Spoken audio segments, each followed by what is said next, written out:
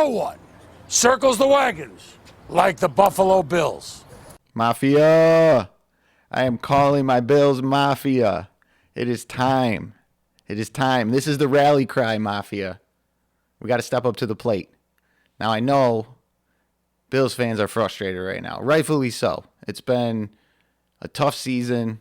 We're in a really awkward place. We were a Super Bowl favorite preseason, and now we're hunting for playoffs. It's doom and gloom. It's been frustrating. Offensive coordinator fired midseason. Josh Allen looks uncharacteristically not himself. Shook. Lots of turnovers, albeit a lot of touchdowns. Leading the league in touchdowns, I believe, with 19, but also tons of turnovers, and some alarming ones at that. So that's been tough to watch.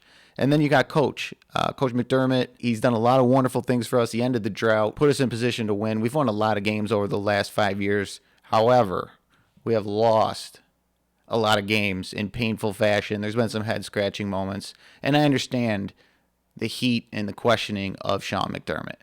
But what I want to do today with everybody is I want to take a big breath, relax a little bit. Let's take a little trip down memory lane. It's mid-90s, Jim Kelly, 4 Super Bowls. Everything's great. Bills fans are hyped. We don't know any different at the time. That team starts to fall, fade away, retire, get a little bit older. We move on to Flutie. They're kind of still steadying along. We're making the playoffs. 1999, what happens?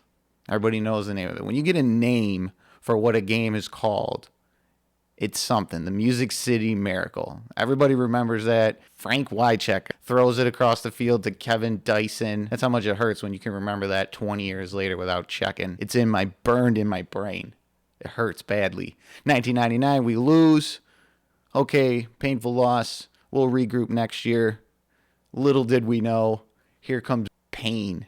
Just pain and agony. So 18 years, we all know what happens, the playoff drought. The Buffalo Bills go from being a steady franchise, 4 straight Super Bowls, Jim Kelly, Marv Levy, just the staple of what you want your team to be outside of winning one of the big games.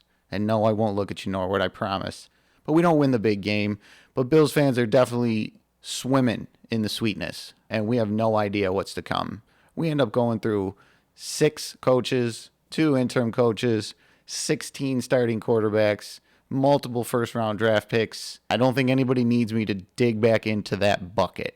But unfortunately, I feel like we need to, because we've forgotten a little bit about what that pain feels like. We've been a little spoiled lately. But then we get into the nitty-gritty. We got, the Mike Mularkeys of the world.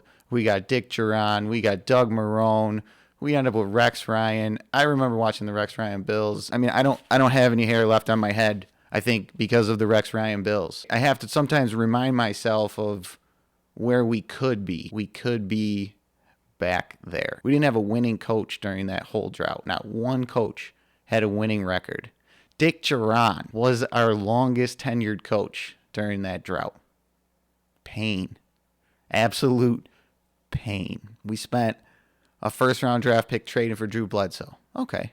That worked for a little bit. I can't be mad at that. He was 30 years old, kind of in his prime, Eric Moltz, Peerless Price. We have a little bit of excitement around the offense. Doesn't turn into any division wins, no playoffs. A few years later, we end up taking J.P. Lossman in the first round.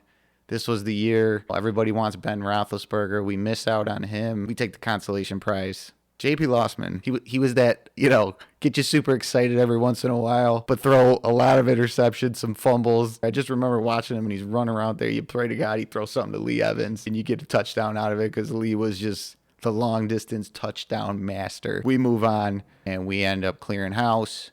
Sean McDermott comes in 2017. We broke the drought with a little bit of help from Cincinnati. Props to the Mafia. Donations to the Dalton charity. We are gracious, and it's awesome. I remember that play. Andy Dalton throws the touchdown, jump off the couch, smash my leg on a coffee table. So happy. I just remember the joy I felt. Bills broke that drought. We were going to go to the playoffs, even with Tyrod Taylor. So McDermott comes along and, pulls us out of there.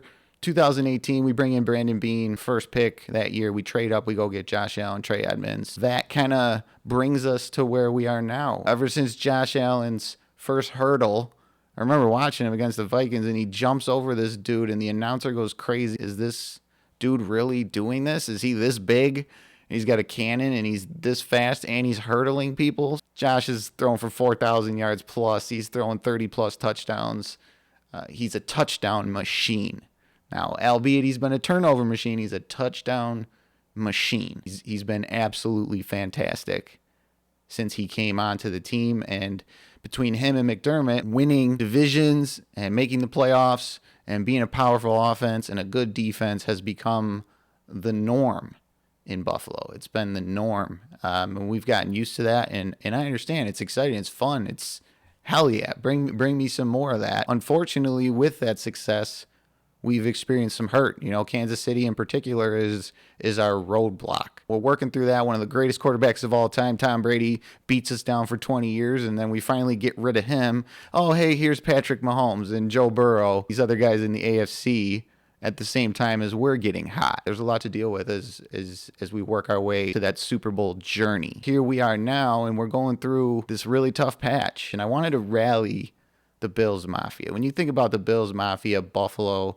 blue-collar city, Bills Mafia has actually become nationally recognized. I want to say I've seen Fox Sports that we're the best fan base in America, the most loyal fan base.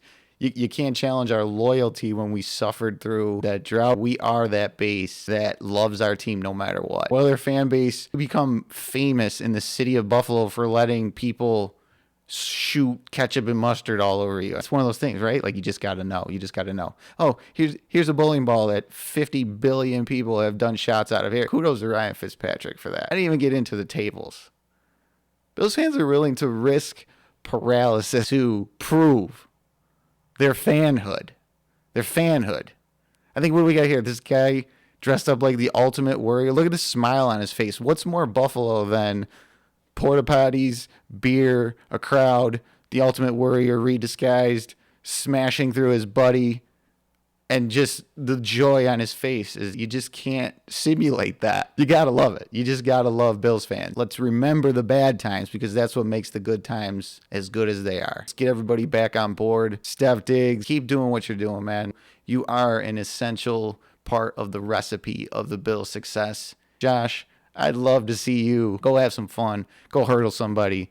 Only one, though. Only one. Let's make this a game that we talk about for 10 years. I challenge the Bills Mafia. Let's rally up. I'm out. Take care, everybody.